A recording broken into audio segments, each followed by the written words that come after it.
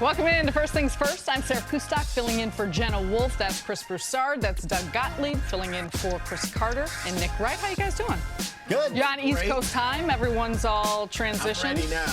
I'm you were ready. You were both ready yesterday. Sure. We fly and travel so much across country that I just ignored the time. Yeah, I'm a very good sleeper, with the exception of 2 nights ago. But last night I was out. Out? Yeah, I got a good What time? 5 hours. 5? Okay. 11 or so. All right. Maybe 10. All right.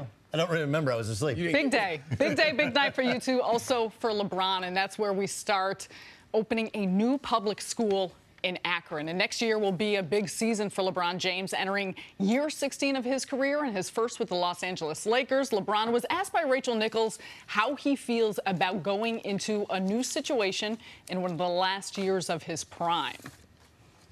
I don't even look at it like that, because I don't feel like this is one of the last years of my prime. I think that's another statistic number, and I've always been a part of beating the odds in life. So being around my kids it gives me even more and more time in my youth. So, Chris, LeBron doesn't feel like he's yet in his prime, but how much longer do you feel like he has left? Well, first of all, years? let me give a big shout out to LeBron James. I mean, what he's doing with this school is just tremendous. I actually think he is laying a new blueprint for what modern day African American athletes could do to help the community. So big congratulations to him. I know he's proud of this moment. I'm proud of him. That's a tremendous thing he's doing. So as far as basketball, LeBron already is doing stuff that's unprecedented. You know, for a guy to, some would say, had his best offensive season ever in his 15th year, we all acknowledge, I believe you believe, he's still the best player in the world. You think Kevin Durant, right? Yeah, I would Do say, you? I would say Kevin Durant. Yeah. That's a whole nother conversation. Yeah, but. being in the conversation. Yeah. And regarded by most as still the best player in the world in his 15th, entering his 16th season, that's incredible. So he's already denying father time a little bit and all that. When you look back at some guys, Karl Malone was an Iron Man. Kobe Bryant was an Iron Man.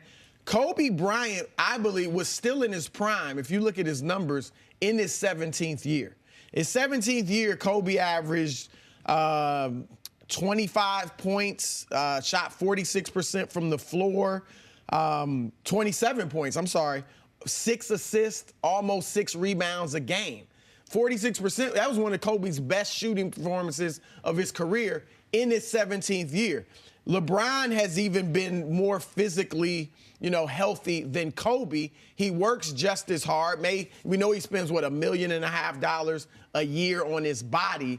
So I'm going to give him at least the next 2 years as a top 3 player. So I'm going to say next 3 years. So 3rd year of this contract, he's still a top 5 player. And I think in his 4th year of this contract, his last year, you'll begin to see some noticeable decline. But he'll still be an elite player, maybe top 10, somewhere around there. But I think he's got 3 strong years as a top 5 player left. I'm still struggling with the glare I got from Sarah. But when I said I think Kevin Durant might be the best player in the league, she's like, really? I'd heard it before, so I let it go. I'm not ready. I'm not ready for that yet. Well, I've seen the NBA Finals the last 2 years, and matching up, LeBron didn't guard him as much, but I thought Durant is in fact better, even if I was blown away. He got a little more help. Well, sure. Again, it's a really hard measurement, because when Durant didn't have as much help early in the playoffs without Steph Curry, he wasn't as profound in terms of the overall points, but he took over a game in a different way. And I do think that LeBron gets a little bit of a pass for the fact that he's gotten smarter defensively. He's not doing as much. He's taking more plays off. Yes. So that is instead true. of getting into an argument over who's the best player, let's just talk about LeBron in his prime. It is unprecedented. We do the 15 years in a row. And the reason you can't match it up with Jordan is Jordan went to college for 3 years, right? And then Jordan took a year and a half off to play baseball. Yeah. So he's had this unbelievable run. He's also never been hurt. You mentioned Kobe, the 5 or 6 knee surgeries, then, of course, the Achilles injury. Jordan had the early injury to his foot in 2nd year. But if you compare in terms of age, right, in terms of age with Michael Jordan, Jordan, when his last year with the Bulls, which for me, I don't even pretend the Wizards. The Wizards was I was just trying to prove that I could still play, which he proved he did. He could still play after taking a couple years. Legitimate all-star. Correct. So I look at it and I think, all right, what's reasonable? What's reasonable is what Jordan did, which is he averaged 28 a game. He wasn't maybe. You're talking about just for this year? Yeah. Okay. So for this year, I think he's going to be. He's learned to be more efficient. He's learned to pick his spots. I think that one of the things you can see with this Lakers roster is he's formulating a way in which at times he'll play the small ball 5, which is what he did at times against the Warriors in the finals. It allows him to guard, frankly, inferior players. You can tell me whatever you want about Draymond Green, but Draymond Green is not Kevin Durant. And if you're LeBron James, you can slough off of Draymond Green. You can slough off of some of these small ball 5s and catch your breath and be a help side defender, as well as at the offensive end, you have a mismatch. You're guarding guys that are converted power forwards, and they're trying to guard one of the greatest players to ever play the game, if not the greatest player to ever play the game, depending on where you sit in that debate. So I think he's getting smarter. I think he's using footwork better. I think he is going to play some out of the post so he doesn't have to dominate the ball. He doesn't have to show his explosiveness. I think he's got a good 3 years. I think the fourth year is not going to be. I think the fourth year is not going to be great. I think a lot of it is going to come down to who he surrounds himself with. But the most important thing to remember with LeBron is he is a student of the game, and he understands that it didn't work with Kobe. You can't be the scorer as you get older. That doesn't age that well. You got to depend upon others and pick your spots. And if you look at the numbers, he's become more efficient, not because he's truly always better. Some of it is the rules of the game. Some of it is spacing out the court, taking the centers and power forwards away from the game. But some of it is also the fact that he understands how to pace himself. And so even though he played 82 games, he didn't practice. He didn't exhaust himself. This year, I don't think he plays 82 games. I think he plays in the 70s or so. I think he'll limit his practice time. I think he'll take plays off defensively. So statistically, there won't be the drop-off. And I don't think in year 4 it's going to be, remember Jason Kidd in his last run in the playoffs when he couldn't make a layup? I don't think we're going to see. He's not going off a cliff. But I think you're going to see a gradual decline in athleticism. And as long as he doesn't get hurt, I think his style of play, to which he wants to make others better, I think has a longer staying power than other superstars of his ilk. Well, his three-point shot shooting is getting better. Last year, surprisingly, he ran the floor really well. I mean, he got out on the break, and if he still wants to do that, he can certainly do that with Lonzo Ball and Rondo and guys like that. So I'm with you. I actually think he's going to play past this contract. I don't think this will be his final contract. So I think, like you said, year 4, he's coming down a little bit, but I could see him playing a 5th year as well. Let me ask you, okay? You cover the Eastern Conference, right? I mean, there's a little bit of a difference athletically, but there's the sports continuum, right? Your basketball IQ is to this side. When you start, you have your athletic ability. He's not Peyton Manning at the end, right? Where Peyton Manning couldn't throw a football. Not even close to the end. But he is. But athletically, he's not the same as he was a couple years ago. He has some. No, I mean, but that goes I don't know back if you had to that picking Brooklyn his game. spots. Absolutely. Where he had that dunk over like 3 people. Which is insane, but that's him picking a spot. I think there was some tracking data that came out, and he laughed at it, as he should have, but tracking data that came out throughout the course of the season saying he was one of it, and it was a certain group with numbers, but he ran the least amount of miles or covered as much. No, however, it's, to your point, it's a savviness and understanding of when to run or what to do. What I'm curious to see with the Lakers is, do they actually stylistically change how they do? We've seen LeBron surrounded by shooters, him being the playmaker, him with the ball in his hands so much with what they put together with the roster, with the different players, with guys who can create for himself. Do they change how he plays? Does he play out of the post more? They're not built to play that way. With him handling the ball 70% of the time and shooters around. They don't have the shooters to put around him like that. That is where he thrives. So how do they change that? And the roster may change. I mean, the guys, look, don't think the Lakers just brought in Lance Stevenson, Rajon Rondo, and all these guys without LeBron's blessing. I actually think LeBron pointed out many of these guys. So he is looking at playing a different type of way, too. there was talk, and I've talked to people close to him, when he was thinking about going to Philadelphia, okay, with Ben Simmons, I'll play more off the ball. I think he feels, Lonzo's not Ben Simmons, but he is a smart, high IQ player who I think LeBron would trust to make some of the right plays. So I expect, and as he gets older, he should be off the ball more. That'll make him more efficient. He could be dynamic in the post with the lack of great post defenders in the game today.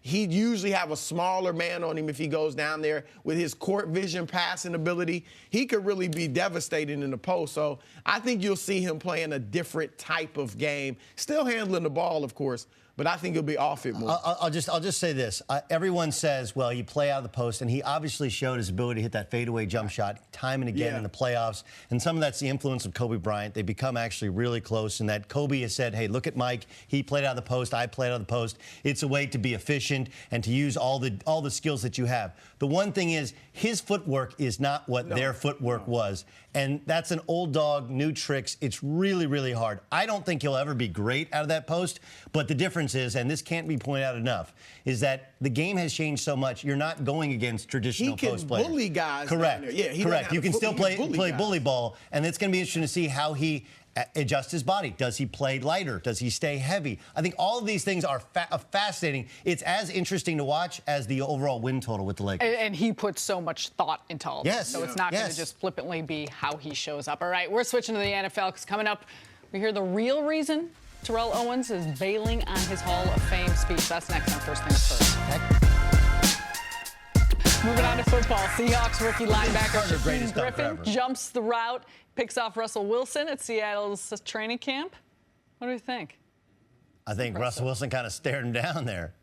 A little bit. Nice play. Yeah. It was an excellent play. Legion of Boom going to look very, very different with all the departures and retirements. Finally, defensive end Chandler Jones at Cardinals training camp, already in midseason form, absolutely destroying the blocking sled. Yeah, see, I think this feels like it's made in China. This is just another reason to increase the tariffs, right? Because Chandler Jones is awesome, but I never think of Chandler Jones as some sort of dynamics. That feels like a build quality. Doug, that's what I want to see. Well, no, he does beast this thing. That's but I mean, what I want to see. That's kind of easy. If I'm a coach, I don't know, Doug. But he's not a. I've hit one of those. You ever hit one of those things before? He's a speed guy, huh? Have I? Yeah, I a little bit of resistance. All right, moving on. NFL Hall of Fame ceremonies. The class of 2018 will be inducted this weekend with Terrell Owens not in attendance. Owens will hold his own ceremony in Chattanooga, where he played in college. His own ceremony. President of Pro Football Hall of Fame, David Baker, tried to explain T.O.'s planned absence.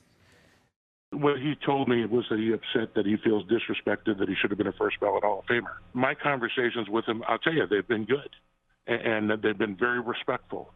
And I disagree. I'd love for him to be here because I think he would finally get the honor that he's always wanted. Having said that, he's a grown man. I respect his decision. Doug, is T.O. making a mistake not attending the ceremony? Of course. Of course, because he's making it about himself. He's taking the shine away from other rightful Hall of Famers. I have no respect for this decision. You think he's taking the shine away? Because I don't think I know. Are people really going to pay attention to him at Tennessee Chattanooga?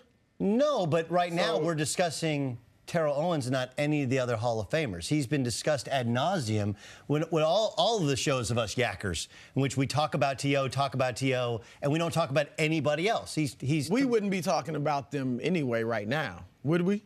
I don't know. Honestly.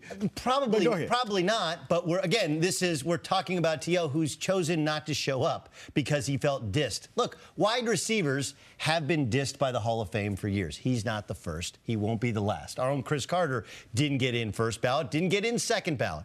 And look, T.O.'s attitude, his persona, the way in which everywhere he left, even though he was incredibly productive, there was always this sense of like, yeah, we're kind of better without him. The locker room kind of operates better without him. All of these things. Like, look, he was disrespectful to the star. He was disrespectful to the Eagles when he got run out of town after helping them in the Super Bowl, coming back early from injury. He's a complex and conflicted guy, but bringing this noise to the Hall of Fame, bringing attention away from the Hall of Fame ceremony. When they finally put you in, he should be like Voldemort. He should be the guy that we're just not even mentioning leading up to it. Instead, talking about the rightful Hall of Famers. And if he doesn't want to be there to accept his bust, why should he even be in the Hall of Fame? He got in under a loophole. Don't be surprised if they change it. Hey, look, man, if you're physically able to be here, you got to be here to accept this incredibly prestigious award. Right? There's like 300 Hall of Famers in all of the world. And we got together and decided you're one of them. And you're like, nah, I got something better to do. I'm going to do something on my own time. How dare this guy? That's Terrell Owens. He's the ultimate and egomaniacal wide receiver who wants to take attention from everybody else. And so I feel like we're almost wasting our time talking about him right now. Well, I do agree with you that he's making a mistake in not being there. He should definitely be there. But first, he should have been a first ballot Hall of Famer. Can we agree on that? Why? He was tremendous. Okay. That's it. But you have guys who have broken the law. You have guys who have harmed people who became first ballot Hall of Famers. Marvin Harrison should have been a first ballot Hall of Famer. He was T.O. was. Look at his numbers. I understand. If you go by the go by the numbers, Carmelo Anthony should be a first ballot Hall of Famer. And he will. He should not because his Why team. not? Because he ruined teams. Okay, hold on. How is he ruined? T.O. was in 8 playoffs of his 15 years. This notion that he was on bad teams and ruined teams just isn't true. He was on 8 playoff teams, some pretty good teams. Obviously never won a Super Bowl. What team got better when he left? The Eagles were in the playoffs before he got there. The Eagles were in the playoffs after he got there. Were they in the Super Bowl? Well, no. Okay. No. He helped them get to the Super Bowl. But he also, and put on a yeoman's performance when he got there. He did. He on a broken leg? And then he called out his quarterback afterwards. Who does that? Okay, Terrell Owens does that. I'm with you on that stuff. He was a divisive factor within the locker room. But what team got better when he left? What team got better? Yeah, when he left. Look, I have to go back and track in terms of the Dallas Cowboys, but that experience. Whether or not you think he should be a first ballot Hall of Famer, right now, the fact that he is not showing up at the ceremony, do you think that that's a mistake? It's a mistake, no question. Sometimes you win many times, if not all times, by being the bigger man. Yes. Okay, you be the bigger man.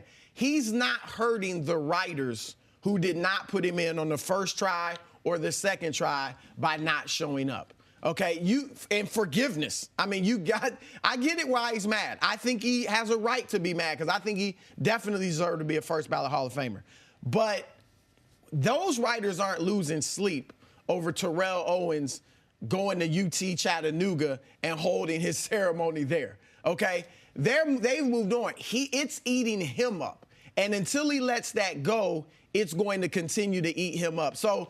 And look, like you said, I think he could have won a lot of people over. Correct. By we never forget you're a Hall of Famer. Whenever he's on a TV show, we're always going to remember he's a Hall of Famer. Whenever anybody goes to Canton to visit, they're going to see his bust and all his stats and all of that stuff. But one thing maybe the thing most people remember more than anything is the Hall of Fame speech. Deion Sanders, our own Chris Carter, Shannon Sharp. They gave Michael look, some of the best moments these guys have had is in these speeches. If he could have just been honest, even talk about why he was hurt. Talk about, he loves to talk about the misperception that he was a bad teammate. Address that, but not in anger. Well, Correct. So we're giving you the opportunity. But you mentioned Michael Irvin, also not a first ballot Hall of Famer, and he absolutely should have been. And yes, that was off the field stuff. Okay, off the field stuff kept him out. Bullet Bob Hayes, Art Monk, lots of guys waited, and they handled it with class and decorum. And I'm not saying that he doesn't belong in. And the truth is that if you really want to get down to it, in Hall of Fames, you should either be in the first ballot or you're either a Hall of Famer or not a Hall of Famer. You're not one of these he wasn't a Hall of Famer the first 5 years, but then the 6th year suddenly, then he was a Hall of Famer. Under that category or criteria, he's a Hall of Famer. No, I'm not disputing that. We are all saying that we believe it's a mistake. T.O. has said that he'll come out later with more details about his decision. Do you think that T.O. will regret that? You talk about the speeches, and that's something will he himself regret not actually being here? Of course he will. Of course he will. Who wouldn't, right? I think he's living a life of regret. I think right now at some point in your life, you're going to sit there and go like, man, I should have handled that San Francisco thing and not called out Jeff Garcia better. Man, I probably shouldn't have done bicep curls and sit-ups in the driveway in Philadelphia. Man, I should, because, like, look, if it doesn't ring true right now. He's going to regret I don't know if he can really run a 4.4, but suppose he can still run a 4.4. Yeah. Now, he can run a 4.4.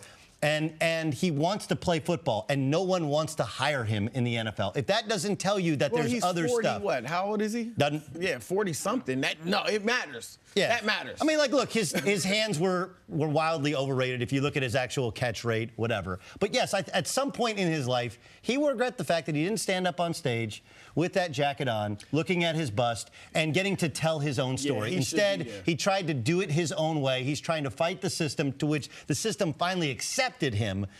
Even if they did so begrudgingly so, and it is a mistake, and he'll rue the day. And the thing is, many people have changed the perception of them post-career. Now, Charles Barkley didn't have a terrible image because, of the Olympics and the Dream Team. But, he did do some things. I mean, spit on a fan, threw a guy through a window. Now he's beloved. There are many stories like that. You mentioned Michael Irvin. He became beloved, so that can happen with a lot of guys, and it could have happened with T.O. had he been there at the Hall of Fame. Okay, coming up, why didn't LeBron James push for a Kawhi Leonard trade to the Lakers? Hear it from him next on First Things First. First things first, and we are going viral. Big Ben to Antonio Brown has been one of the most potent combos in the NFL since they teamed up in 2010. Now we have their heirs. Check this out. Big Ben's son completing a pass to Antonio's son. How cool is that? That was a long pass, too. That's not too bad. For guys that size. We need to find out how old they are. Ben Roethlisberger didn't play quarterback till his senior year in high school, right? Didn't play quarterback till his senior year in high school. I didn't know that. Not too bad. I like it. Wisdom from Doug Gottlieb. All right. I think the coach's son was the reason why, but. Time for stories to start your morning. The Nationals have made Bryce Harper available in trade talks ahead of today's 4 p.m. deadline. Harper has struggled this season, hitting just .220, but he does have 25 home runs. Doug, do you think that Bryce Harper gets traded? He should get traded. Look, the Nationals need to clean house. This team just feels tired. They're waiting on his exodus. They've massively underachieved. I know they made the playoffs 4 out of 6 years, and losing in elimination games, those can go either way, but there's just bad mojo. They keep getting a new manager. They don't buy into the new manager. You got to get prospects, and sometimes you got to hit reset, especially when expectations are he signs a huge deal elsewhere. Maybe offer him a 1-year deal so you don't have to worry about the offseason. If not, trade him today and get some prospects for the future. Look, if you could keep him, if you can keep him beyond this, he's 25 years old. I'd love to keep him. There was a great moment he had with the fans at the Home Run Derby and the All-Star Game and all that.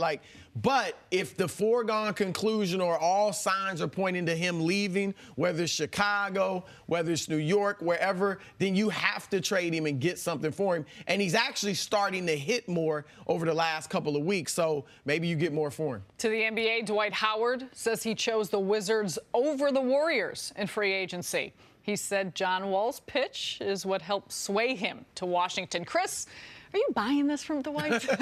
Well, he said they called, so that's easy to check. So I don't know that he'd say that if that weren't true, but that was probably due diligence. If the Warriors indeed did call, it was just due diligence. Look, I think Washington's a good place for him if he will finally, Doug, accept and be focused on what he does best, which is defense and rebounding. His numbers actually were really good last year. 16 points, 12.5 boards. You know who is? Just focus on the rebounding. He's and Terrell Owens. He's Terrell Owens in a basketball uniform. Statistically, he's absolutely positively a first ballot Hall of Famer. He once took the Orlando Magic to the NBA Finals, but everywhere back then he wasn't T.O. Everywhere he goes. Yes, he was. In Orlando? What do you mean he's T.O.? No, in Orlando, he was at the end, of course. At the end? At the end, it was one bad. of the most awkward endings but ever. Early in his career in Orlando, he was great. Early in T.O.'s career in San Francisco, he was great. But T.O. wasn't leading a team to the finals, to the Super Bowl. You know what I mean? My point is, here's a guy who statistically, it's inarguable, he's a Hall of Famer. He even statistically had a great year last year, but Charlotte couldn't wait to get rid of him. What's better, the Warriors or the Wizards? I think he'll get more opportunity with the Wizards, frankly, than he would the Warriors. I do believe that the Warriors called, and I do think that the Warriors were surprised they could get DeMarcus Cousins, and I think that's the salary spot he filled. To the Lakers now, LeBron might be getting a legend as a teammate, according to Shaq. Kobe Bryant's coming back to play with LeBron James. Doug, are you buying that Kobe is coming out of retirement? No, and I have very, very, very good sources on this that Kobe Bryant has zero desire to come back and play in the NBA.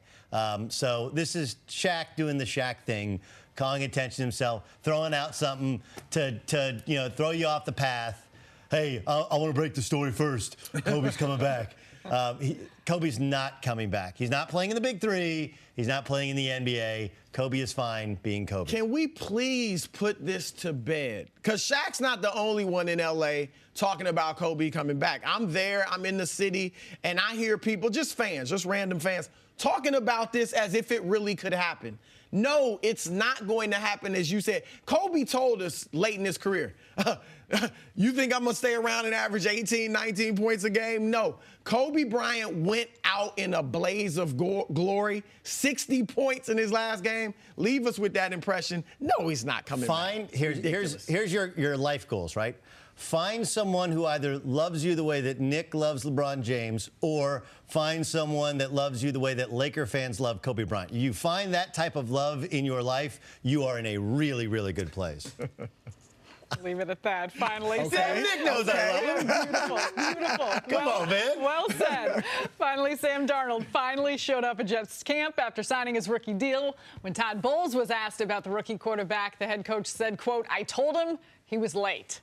Chris, any chance Darnold should or could win the starting job? Certainly a chance that he could. I mean, it's an open, Josh McCown isn't scaring anybody. I actually would like to see Teddy Bridgewater emerge as a starter. Remember, I mean, just a few years ago in Minnesota, people loved him. Now, I know he wasn't Carson Wentz or somebody like that, but as far as a leader, as far as a manager and a winner, he had all of that. So I'd like to see him emerge, let Darnold learn under him. However, it's open competition. Neither of these guys, Bridgewater or McCown, is tremendous. So if Darnold can go in there, and as I said yesterday, we've seen rookie quarterbacks kind of set a new bar. Like, some of them are expected to come in and play well right away, and they have. So I'll give him a shot. I don't think he'll start week 1, but I think at some point in the season, he probably takes over. He came jogging out, and all I could think of yesterday was it So I Married an Axe Murderer, right? Look at that huge head. Look at that. It looks like a giant orange on the toothpick. That's exactly what. But he is. Eric Mangini sits here oftentimes, and he calls people a force multiplier. That's what Sam Darnold is. Because, look, if you go and you look at the other quarterback prospects, does he have the highest football IQ? That's probably Baker Mayfield. Okay, does he have the most pure form and release? No, that's Josh Rosen. Does he have the strongest arm? No, that's Josh Allen. Mm-hmm. But there's something about Darnold from the moment he took the field at USC as a backup in the 3rd game until the moment he walked out the door. He's a force multiplier. Yeah. He makes players around him better. He makes you feel kind of better about yourself. He's got that kind of quarterback thing. That said, he is not refined just yet. And I think that Josh McCown is the perfect guy to take the reins and take a beating early on the season. I don't know if Teddy Bridgewater has it, and I think that Teddy Bridgewater is their safety net. The problem with Teddy Bridgewater is 3 games, 10 days, start the season, surgically repaired knee, and we don't know if he has it, and we don't know if he can do it 3 times in 10 days. So I think it's McCown. I do think we see Bridgewater, and I think the Jets are very, very smart about this thing. But he's going to play because every coach knows that the 2 ways to keep your job are 1, to win, and then 2, if you can't win, play the youngest people possible. And then you can come before the meeting and go like, hey, look, we were really close today, but, well, man, we're so young at quarterback. He's 20 years old. He only played a year and 3 quarters in college as a starting quarterback. Yeah. He is the future. I think the future is bright, but I think they'd be wise to sit. The more he sits, the more likely he ultimately has success. Speaking of young guys, LeBron James has some kids that he's going to be playing with the Lakers, and many were surprised that L.A. didn't go all in to trade for Kawhi Leonard, who had expressed his desire to play for the Lakers. Here's LeBron when asked by Rachel Nichols why he didn't push the organization to add Kawhi. Because I love the young guys that they have. And, You know, I'm not trying to force my hand in no way, shape, or form. I believe Rob and Magic and Jeannie has done an unbelievable job of kind of reshaping what the organization should be in the last few years on, you know, keeping Dr.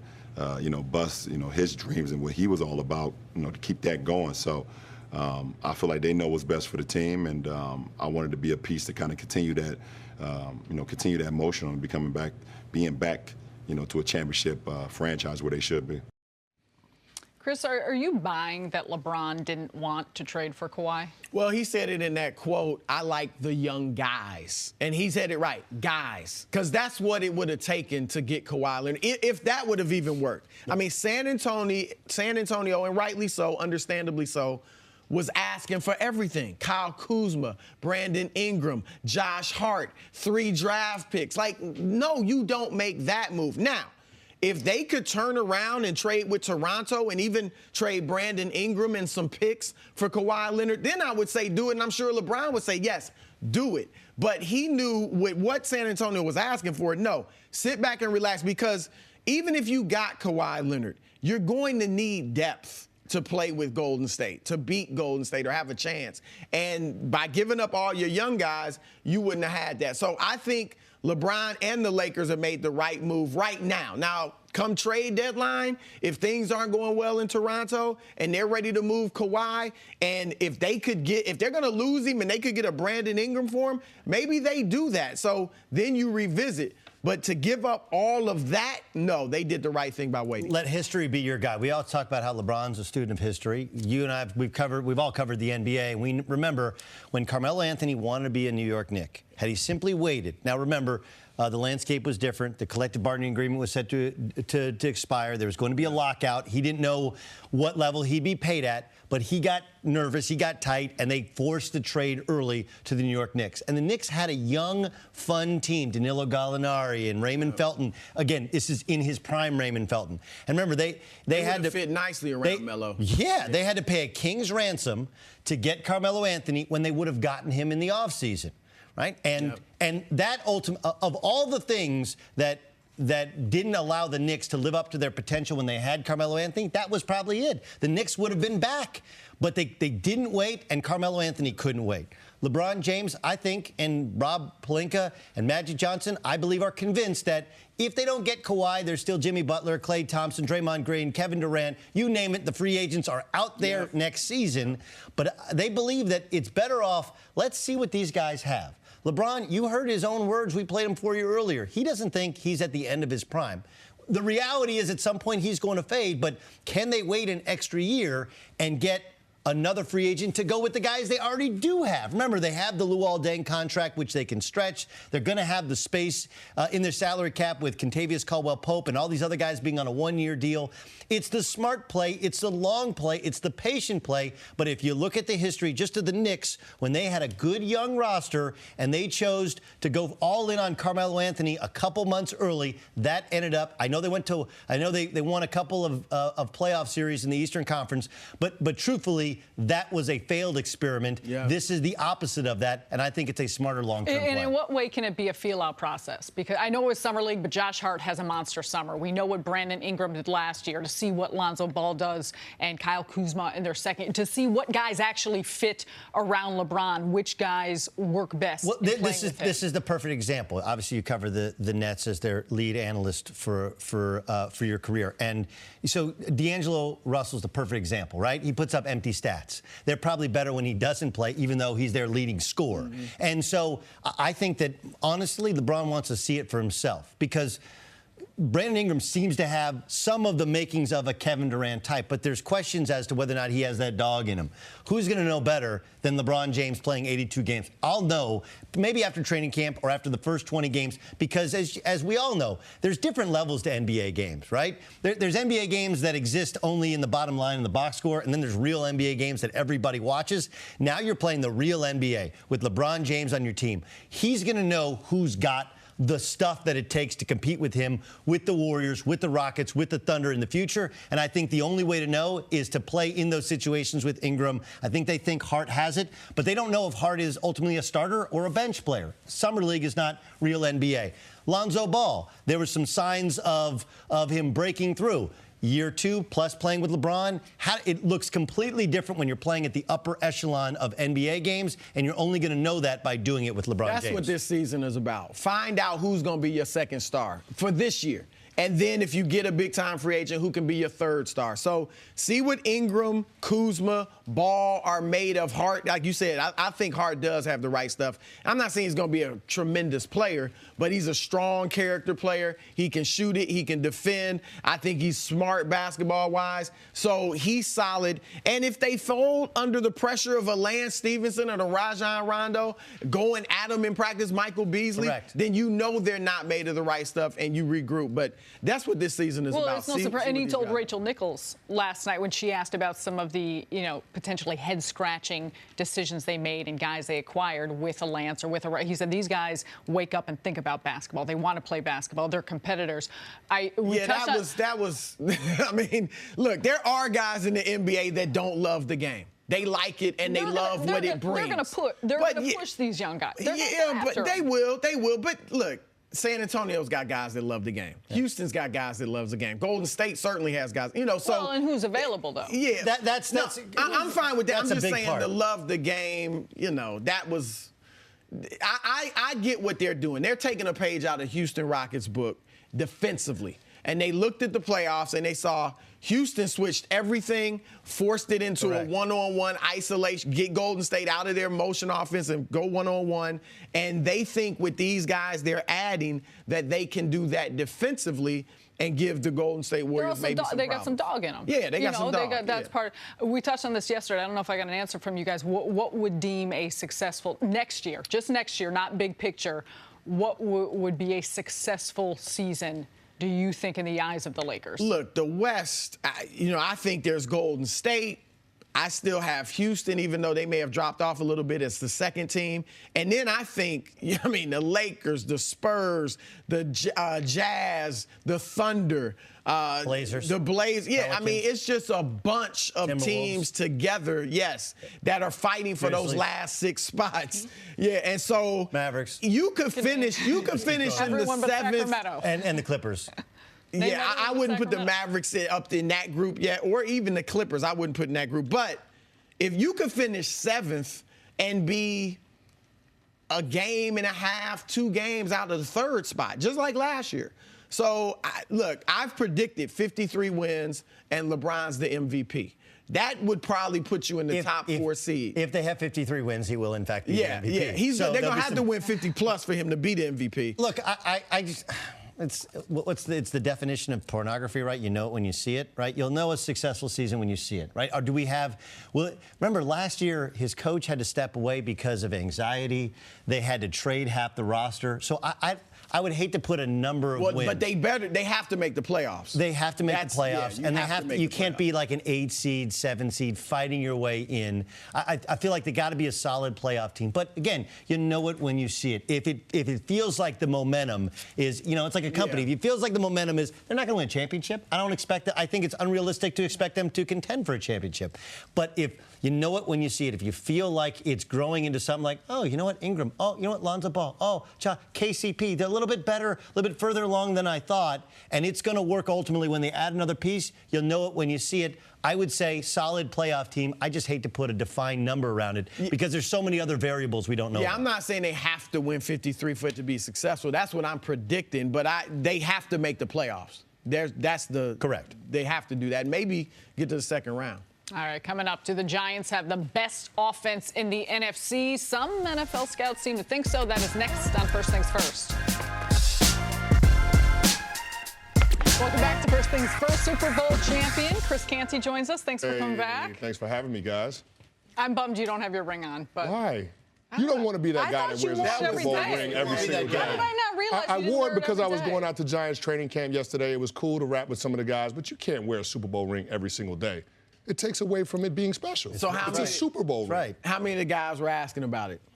Oh, yeah, a lot of the guys that I sat down with, Saquon Barkley, Evan Ingram, they were excited to see a Super Bowl ring, but they were telling me how they're looking forward to having a bigger one with more diamonds in it because they put the number of Super Bowl trophies on every single ring. So Okay. The blank. Hopefully, those guys get one that'll have five diamonds in it for 5 Super Bowls. Let's try to make the playoffs first before you can start talking Super Bowl with the young guys. Well, listen, I'm with you on that one, but the fact that you drafted a running back with the 2nd overall pick, that tells me that the Giants are expecting to compete for a championship. Perfect. no Perfect tee up. You being at training camp. Well, Let's I do talk this, about Sarah. that. I like it. I like it. They're hoping for a bounce-back year after winning only 3 games last season. Their offense should be much improved with a healthy Odell Beckham and the selection of running back, as you mentioned. CC Saquon Barkley. When one NFL scout was asked how to stop them, he said, pray for injuries and bad weather. Cris, you were at training camp, as we mentioned. How dynamic is this Giants offense? I had a chance to rap with Easy yesterday, and I asked him point blank, is this the best group of skill position players you had around you? And he said, on paper, they have the opportunity to be. They have the potential to be, but they got to go out there and they have to produce. But when you look at that group that the Giants have, it's as good as anybody in the National Football League. I mean, if you want to stack it up against the Killer Bees in Pittsburgh with Ben, Bell, and Brown, I mean, they're right there. Odell Beckham Jr., arguably one of the best wide receivers in the National Football League. Saquon Barkley, based off of what we've seen from Penn State and the expectations when they drafted him with the 2nd overall pick, you expect him to be one of those running backs that they can move all around the field, not just in the backfield for 15 to 20 carries, but split him out, allow him to run routes, take advantage of mismatches against safeties and linebackers. And then you look at Evan Ingram, one of the most athletic young tight ends in the National Football League. He's noticeably bigger from a year ago, so he's one of those guys that took the offseason strength and conditioning program seriously.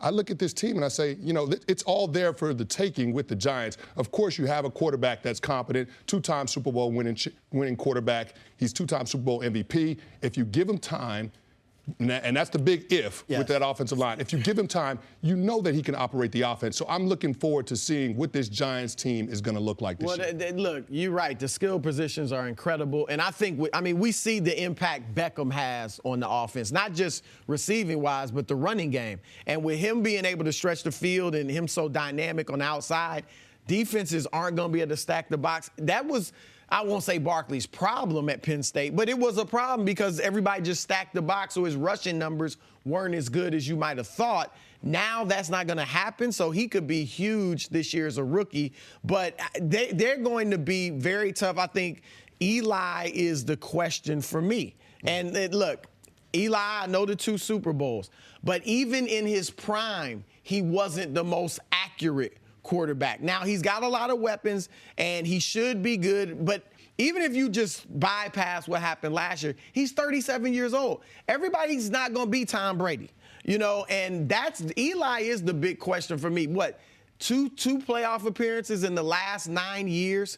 You know, only twice in his career, 14 years, have they had a top 10 ranked offense with him at quarterback. He's obviously prone to throwing interceptions and making mistakes. So Eli's the question. I thought they should have taken Sam Darnold, let him learn under Eli this year. But that's the one question for me.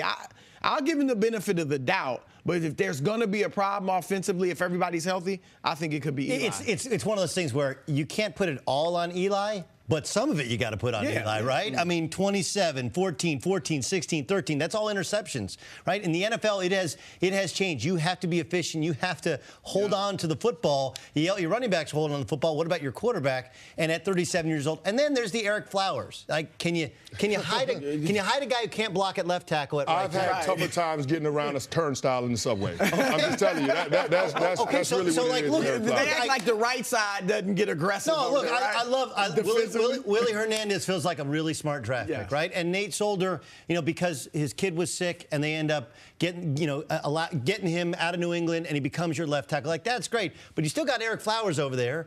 And you mentioned how we know how poorly he played and how much that affects Eli or any quarterback when you have somebody in your face.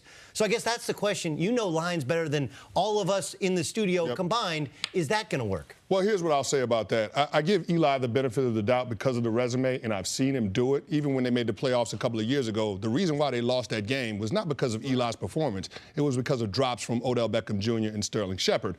But when you look at Eli's season last year, everybody argues that His skill set has diminished. Maybe he's not as efficient as he has been in years past, but he led the league in pass attempts with less than 2.5 seconds to throw the football. So, I mean, when you start talking about being under duress, it's hard to operate the offense that way. Now, you brought in Nate Solder. You made him, at the time, the highest paid tackle in football. What that's going to do is that's going to allow the Giants to protect one-on-one on the left side of the offensive line and slide that center to the right side. And hopefully you'll be able to hide some of Eric Flowers' deficiencies through scheme and formation. So I'm looking forward to seeing that. I also had a chance to get some insight from Eli on what this offense will look like with Pat Shurmur. He says they want to be more multiple in their personnel groupings, going with some 2 and 3 tight end sets, but also spreading the field and using those skill position players, the wide receivers group, which is one of the deepest groups in football. So I'm looking at them being able to attack defenses in a lot of different ways and keep people off balance. The fact that you've got Saquon Barkley in the backfield to take some pressure off of the passing game,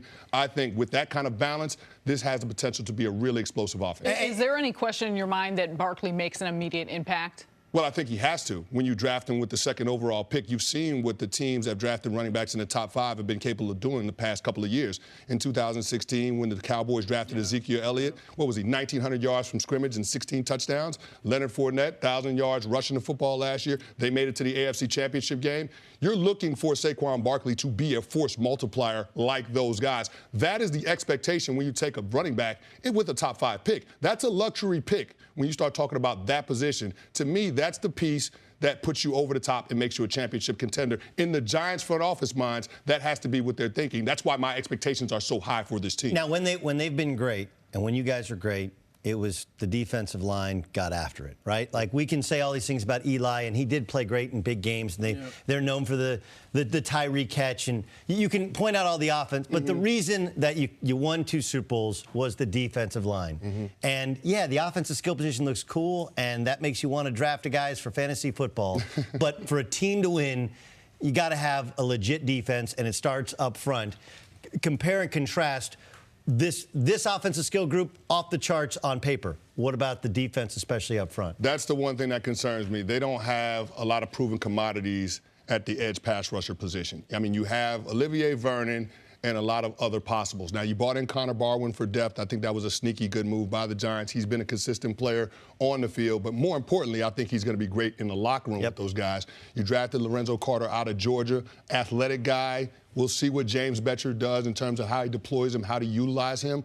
But it's got to be more than just smoke and mirrors. It can't just be scheme in terms of trying to manufacture pass rush. You got to have 4 amigos that can get after it and get pressure on the quarterback without having to blitz or add extra rushers because you sell out the guys on the back end. So James Betcher has got his work cut out for him, and that's one of the things I'm looking to see how that plays out in the preseason. That's going to tell us a lot about who the Giants have in terms of being able to get after the quarterback. All right, Cece, stick around. Coming up, why is T.O. blowing off Canton this weekend? That's next on First Things First.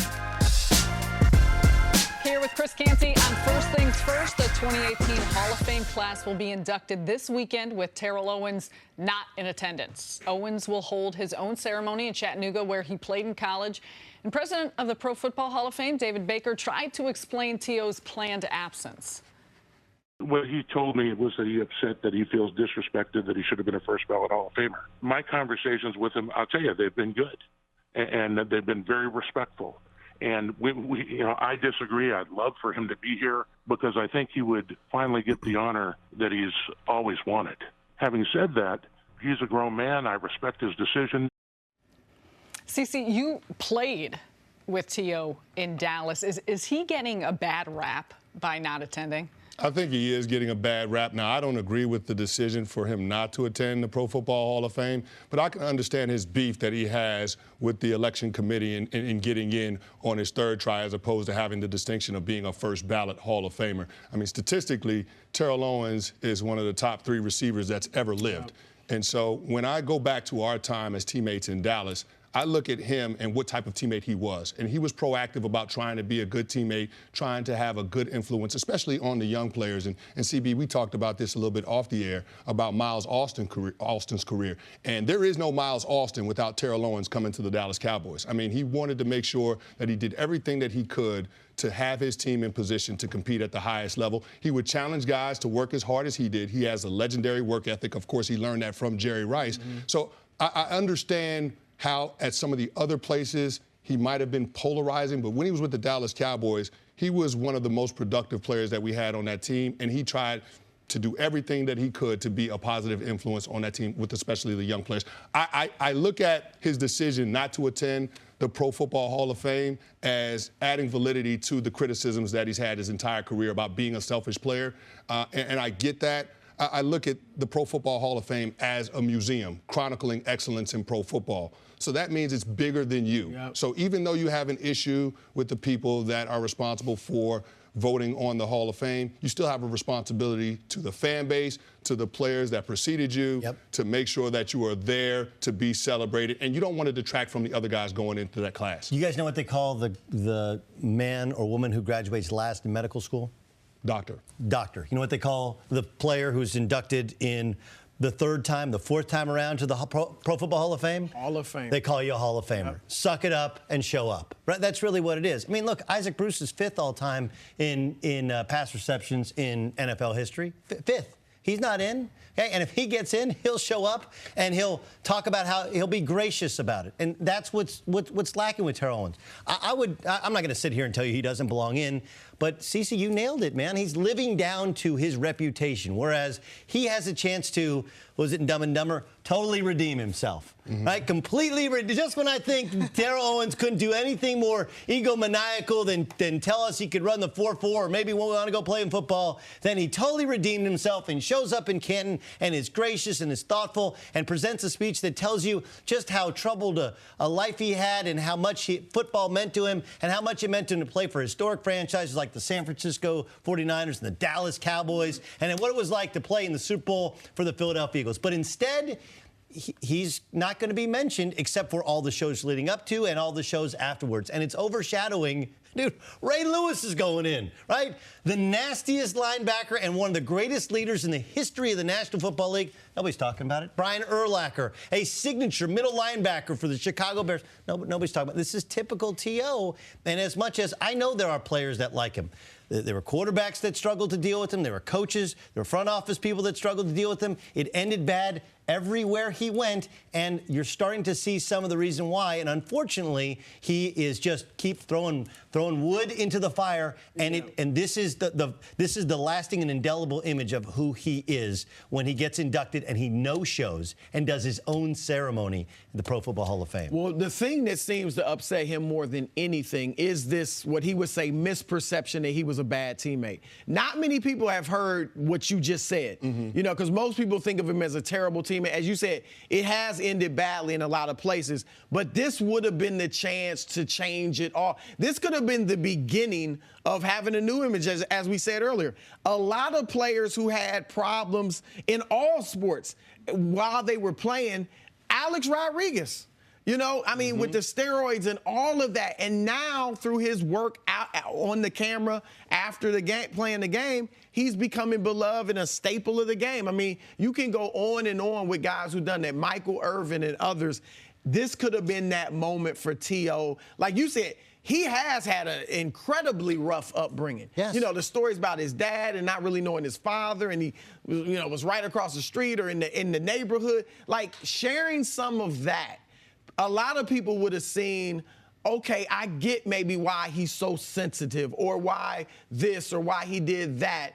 And that could have begun to change his image and maybe, you know, helped him out going forward. T.O. has said that he'll later explain or come out with more details why he's making this decision. But Cece, having played with him, having more insight than most of us do you think he'll later regret this decision? You know what? It's one of those things where you have to think that down the road he'll say, I missed the moment to be celebrated in Canton with the Pro Football Hall of Fame. And he'll be invited to be a part of that celebration every single year because he's going to be a Hall of Famer after this weekend. And I'm looking at this situation for T, and I'm saying to myself, okay, I understand that there are some issues with the selection committee. That should be highlighted because they used the opportunity to vote on his status as a Hall of Famer as an opportunity to get back at him. And I feel like that's unfair because their responsibility is to the fans and to the game and to the Hall of Fame. And in no world is Terrell Owens not a Hall of Famer. So you can point to all the different issues that he had in the respective locker rooms where he played,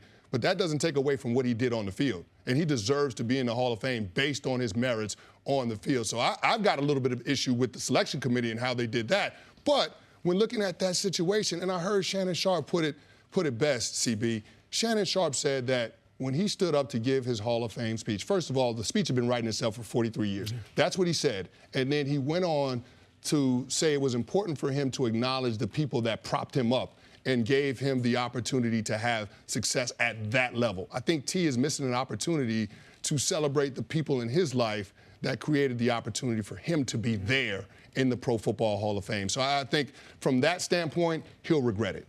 Is there anyone around him that can try and help him see this? Well, I know he's in communication with a lot of people that are in the business or in guys that have been former teammates of his, and I'm sure that people have told him that, but he's his own man. He's going to do things his way, and you have to respect that. But I just think in this one, he's making the wrong decision. Thank you for listening to the First Things First podcast. Remember, leave us a review and tell us what you think. Subscribe to the podcast on Apple Podcasts and catch us on FS1 Monday through Friday, 6:30 a.m. Eastern. For Cris Carter and Nick Wright, I'm Jenna Wolfe. So long, everybody.